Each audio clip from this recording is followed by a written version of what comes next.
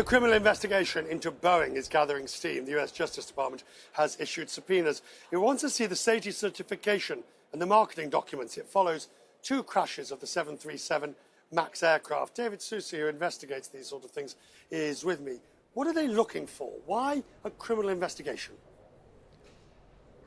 Well, Richard, what they're looking for and what would be the worst case scenario for Boeing and for Dennis Muilenburg would be a finding that they were reckless in their safety, reckless endangerment of safety.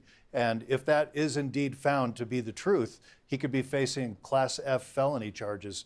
And that's what we most certainly, that's not something that they want to be looking at, but that is what they will be looking for.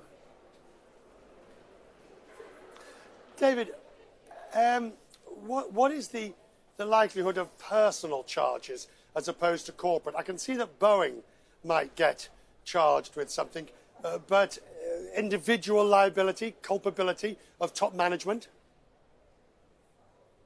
You know, it actually could go that far, Richard, because at what point do you draw the line?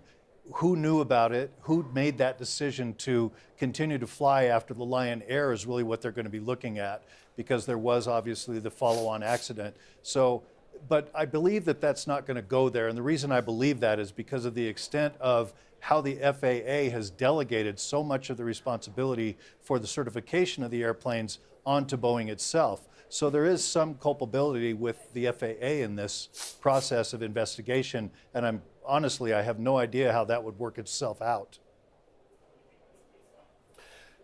David, we never count dollars before bodies, but Boeing's share price has fallen maybe 10% or so, even as these allegations swirl of criminal investigations.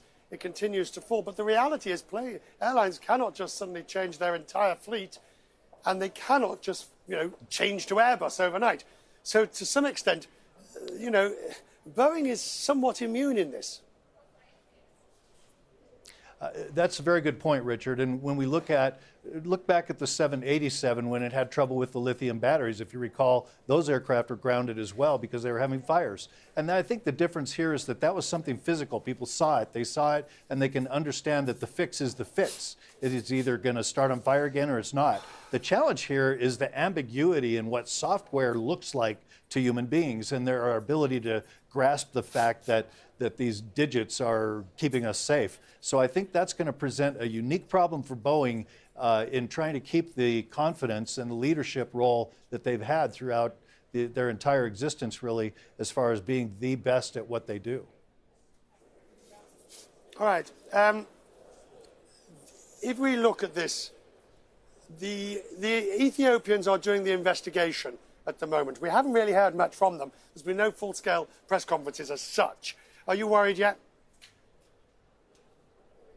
The data that I've got that's already publicly available and actually, frankly, was available the day that it occurred on the ADS-B terrestrial satellite transmissions, that is very damning. And I think that I'm very worried about not just this particular issue, but how it's being handled from their safety management perspective.